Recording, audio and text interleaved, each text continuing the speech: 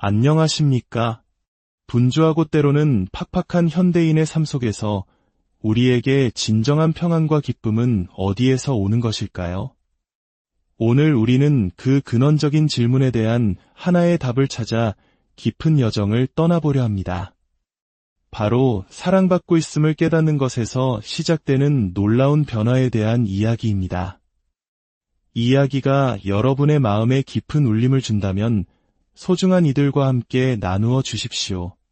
그 작은 나눔이 또 다른 이에게는 큰 위로와 은혜의 통로가 될 수 있을 것입니다. 여러분의 삶에 하나님의 축복이 가득하기를 기원하며 오늘의 이야기를 시작하겠습니다.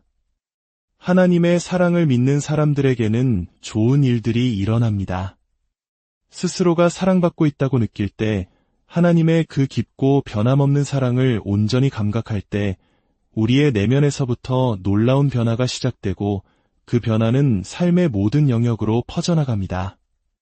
하나님의 사랑이 가장 분명하게 표현되는 방식은 바로 용서입니다. 하지만 우리 인간의 본성은 이 완전한 용서를 받아들이는 것을 무척이나 어려워합니다.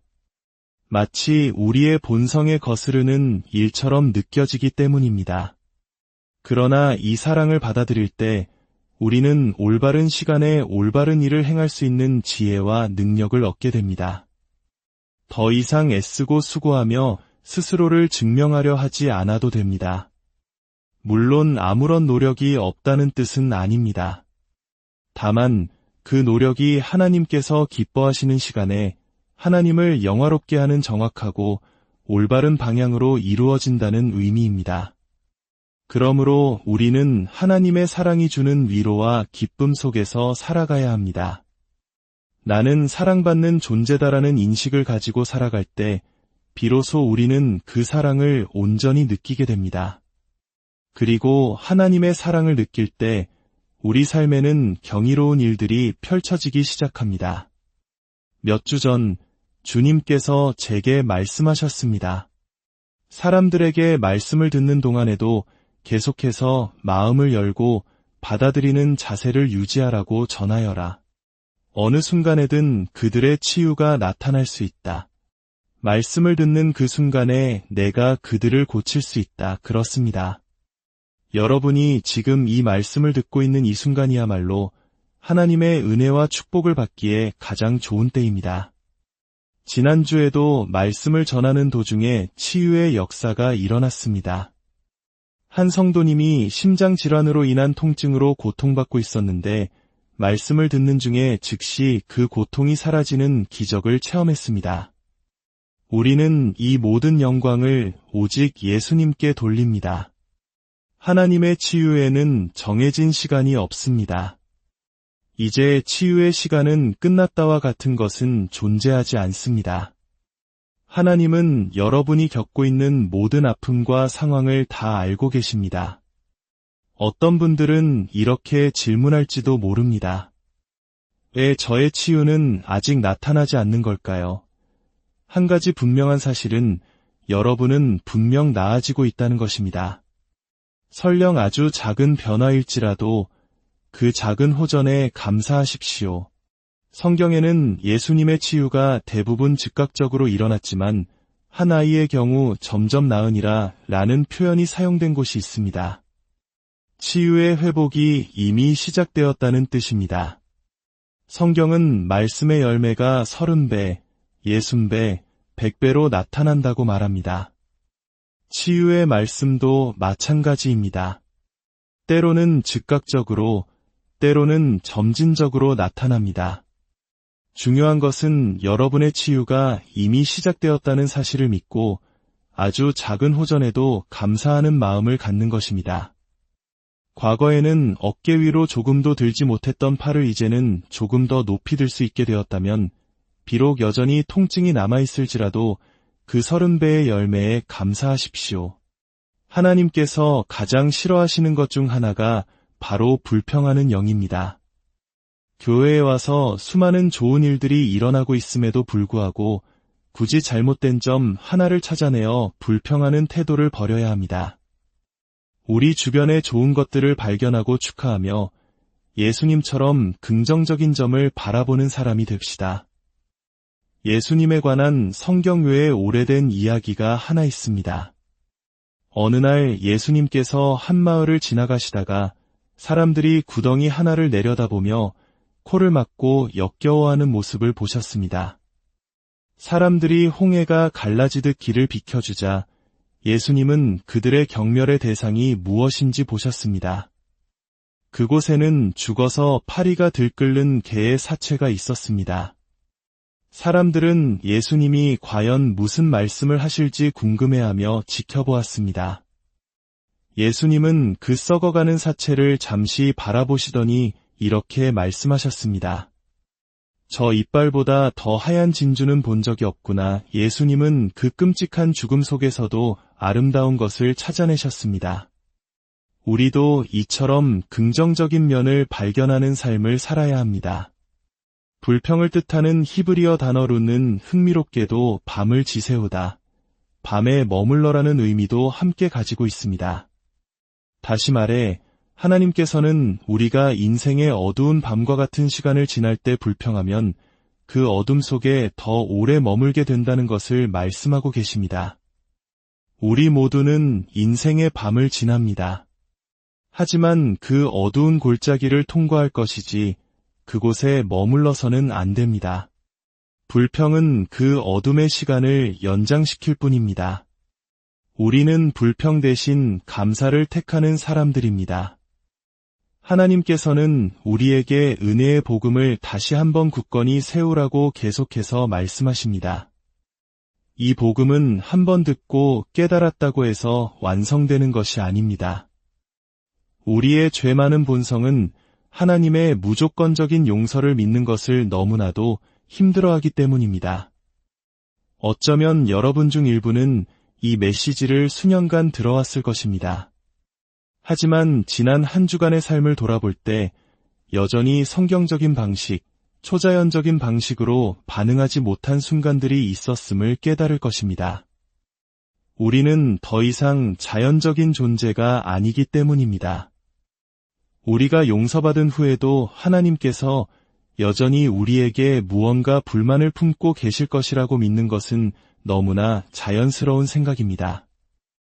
또한 다른 사람을 용서하기 어려워하는 자신의 모습을 발견하기도 합니다. 이는 우리가 아직 하나님의 용서를 온전히 받지 못했다는 하나의 증거입니다. 에베소서 1장 7절은 이렇게 말씀합니다. 우리는 그리스도 안에서 그의 은혜의 풍성함을 따라 그의 피로 말미암아 속량 곧 죄 사함을 받았느니라. 여기서 중요한 것은 우리가 죄 사함을 받았다는 사실이 현재형이라는 점입니다. 또한 그 용서는 은혜의 풍성함을 따라 주어진 것입니다. 만약 억만장자가 그의 부유함 중에서 얼마를 준다면 그것은 100달러일 수도 1000달러일 수도 있습니다. 하지만 그의 부유함에 따라 준다면 그것은 그가 가진 모든 것을 의미합니다. 하나님의 용서는 바로 이와 같습니다.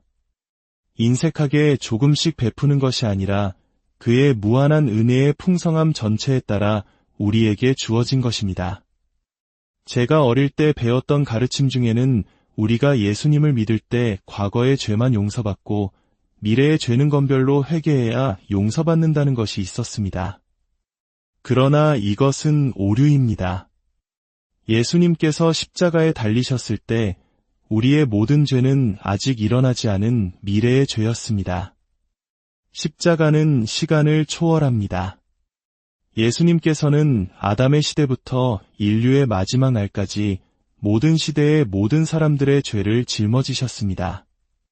우리의 과거, 현재, 미래의 모든 죄가 예수님에 의해 담당되었습니다. 우리는 이 진리 안에서 하나님의 사랑이 주는 위안과 기쁨 속에서 살아야 합니다. 사랑의 가장 위대한 표현은 용서이기 때문입니다. 누군가를 사랑한다면 그 사람이 용서받았다고 느끼게 해주는 것만큼 큰 사랑의 표현은 없습니다. 어떤 사람들은 용서 없이 사랑한다고 말하지만 그것은 진정한 사랑이 아닙니다. 사랑한다면 용서해야 합니다. 물론 용서가 모든 관계를 이전과 똑같이 회복시켜야 한다는 의미는 아닙니다. 예를 들어 한 직원이 회사 돈을 훔쳤을 때 사장은 신앙인으로서 그 직원을 마음으로 용서해야 합니다. 왜냐하면 원한과 쓴뿌리는 그 직원이 아니라 사장 자신을 파괴하기 때문입니다. 하지만 그 직원을 다시 재무 담당 자리에 앉힐 의무는 없습니다. 지혜가 필요합니다. 인간은 증오와 쓴뿌리, 원망과 불평 속에서 살도록 설계되지 않았습니다. 우리의 모든 세포와 유전자는 사랑 안에서 기능하도록 창조되었습니다. 우리는 하나님의 사랑으로 그리고 서로를 향한 사랑으로 움직이도록 지음받았습니다. 하나님은 우리가 아침에 가졌던 나쁜 생각조차도 심지어 예배 중에 떠올랐던 불경한 생각까지도 이미 용서하셨습니다. 우리가 이 용서의 의식 속에서 살아갈 때 하나님의 사랑을 느끼게 되고 그 사랑을 느낄 때 우리 삶에는 놀라운 일들이 일어납니다. 제가 오래전에 전했던 메시지 제목처럼 하나님이 자신을 사랑하심을 믿는 사람들에게 좋은 일이 일어납니다. 제 딸 제시카가 서너 살 무렵 바이러스에 감염되어 밤새도록 울었던 적이 있습니다. 병원에 데려가 피검사를 해도 원인을 찾지 못했고 아이는 계속 고통스럽게 울었습니다. 아버지로서 아무것도 해줄 수 없다는 무력감에 제 마음은 찢어질 듯 아팠습니다. 기도를 해도 아무런 변화가 없는 것 같았습니다. 아내에게 아이를 방으로 데려가 달라고 부탁하고 저는 홀로 방에 들어가 문을 닫았습니다. 그리고 주님 앞에 엎드려 울부짖었습니다. 주님, 더는 못 견디겠습니다. 제 딸의 울음소리를 들을 수가 없습니다. 제발 말씀해 주세요. 저는 바닥에 있던 성경을 집어들었고 창세기 22장이 펼쳐졌습니다. 아브라함이 아들 이삭을 바치는 이야기였습니다. 하나님께서 아브라함에게 내 아들, 내 사랑하는 독자 이삭을 데리고 내가 내게 일러준 한산 거기서 그를 번제로 드리라고 말씀하시는 장면이었습니다. 3일째 되던 날, 아브라함은 멀리서 그곳을 보았습니다. 그곳은 훗날 여호와 이레의 장소, 바로 갈보리 언덕이었습니다. 저는 그 이야기를 읽으며 문득 깨달았습니다. 이것은 하나님께서 자신의 아들 예수님에 대해 말씀하고 계신 것이었습니다. 하나님께서 언젠가 자신의 독생자를 바로 그 장소에서 인류의 죄를 위해 희생제물로 바치실 것을 예표하는 사건이었습니다. 이삭이 나무를 지고 가며 아버지에게 물었습니다.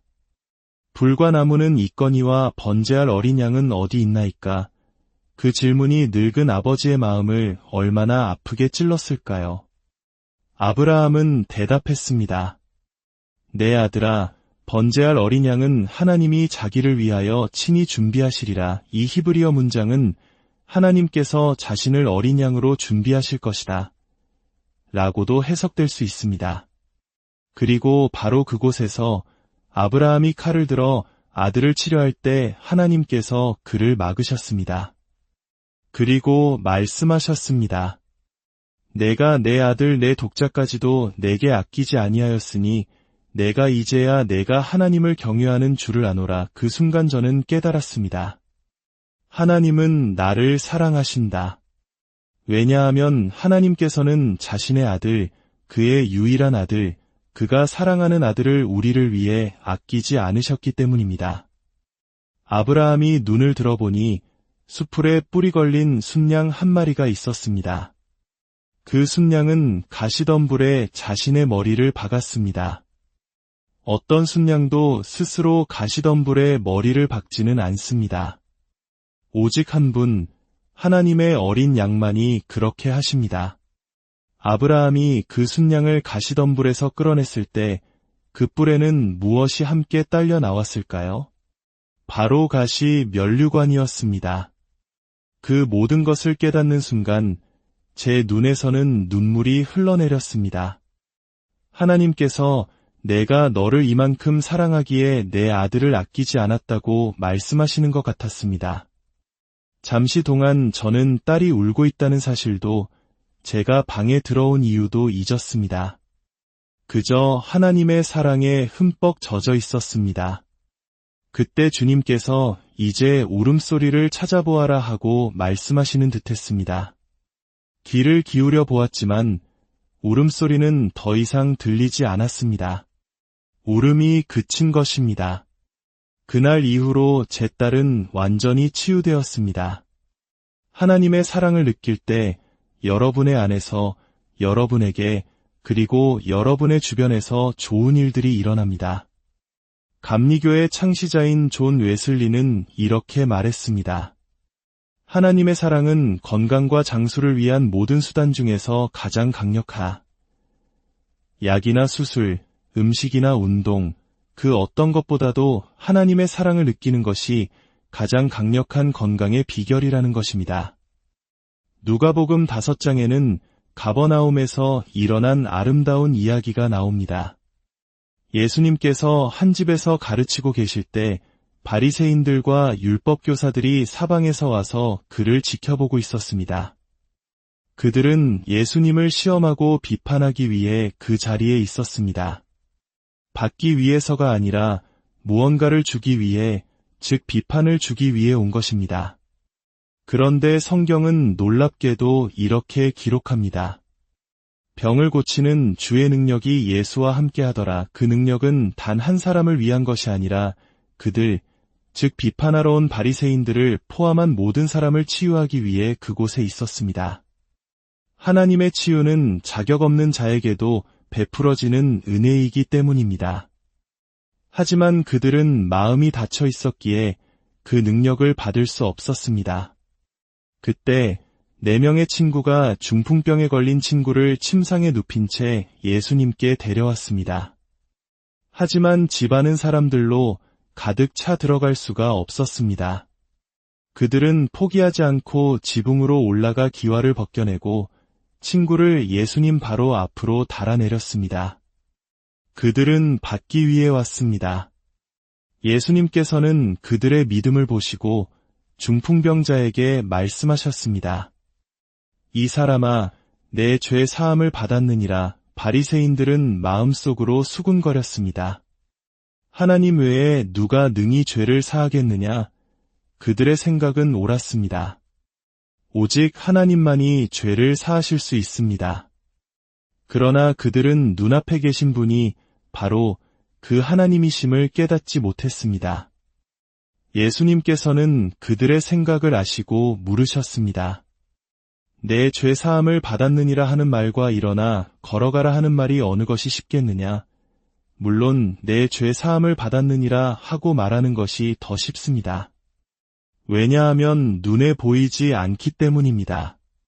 하지만 예수님께서는 눈에 보이지 않는 죄 사함의 기적이 실제로 일어났음을 증명하기 위해 눈에 보이는 기적을 행하셨습니다. 그분은 중풍병자에게 말씀하셨습니다. 내가 내게 이르노니 일어나 내 침상을 가지고 집으로 가라. 그러자 그 사람이 즉시 그들 앞에서 일어나 그 누웠던 것을 가지고 하나님께 영광을 돌리며 자기 집으로 돌아갔습니다. 이것이 우리에게 무엇을 말해줍니까? 죄의 사함을 받을 때 치유가 뒤따른다는 것입니다.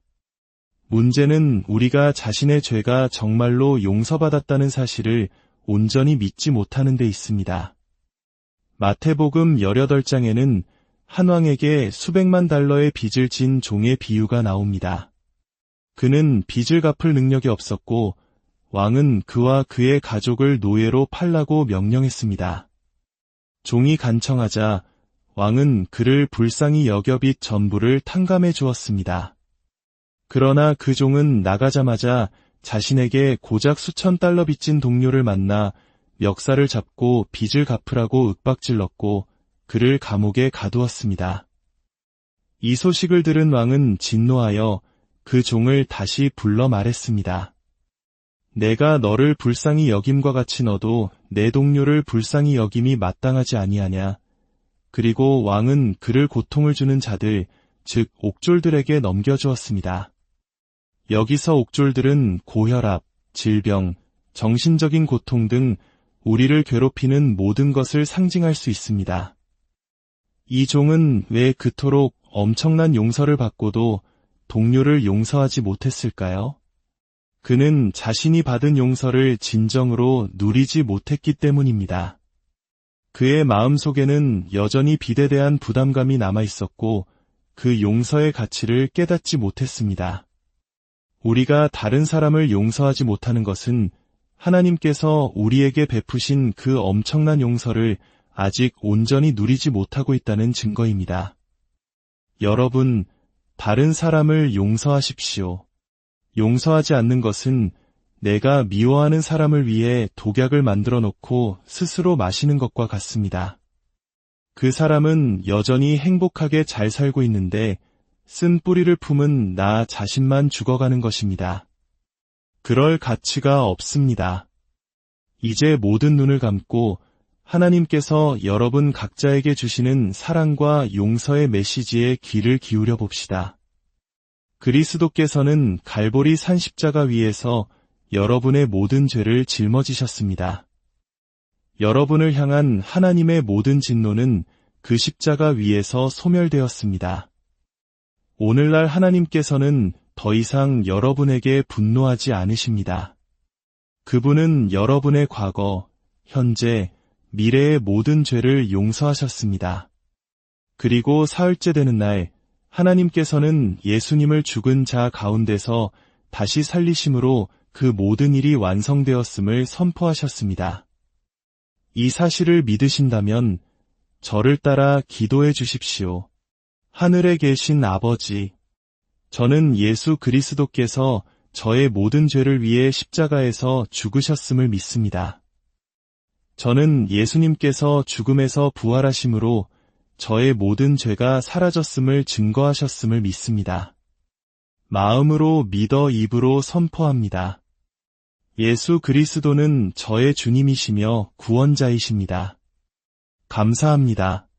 아버지, 예수님의 이름으로 기도합니다. 아멘. 이제 두 손을 높이 드십시오. 주님께서 여러분을 축복하십니다. 주님께서 여러분에게 복을 주시고 여러분을 지키시기를 원하며 주님께서 그의 얼굴을 여러분에게 비추사 은혜 베푸시기를 원하며 주님께서 그 얼굴을 여러분에게로 향하여 드사 평강 주시기를 원합니다. 이번 한 주간 여러분과 여러분이 사랑하는 모든 이들을 모든 위험과 해악과 어둠의 권세로부터 보호하시고 지켜주시기를 기도합니다. 여러분이 가는 곳마다 하나님의 은총이 함께하며 기회의 문들이 활짝 열리기를 축복합니다. 여러분과 여러분의 가정의 살롬, 온전한 평안과 건강과 형통이 넘치기를 예수님의 이름으로 축원합니다.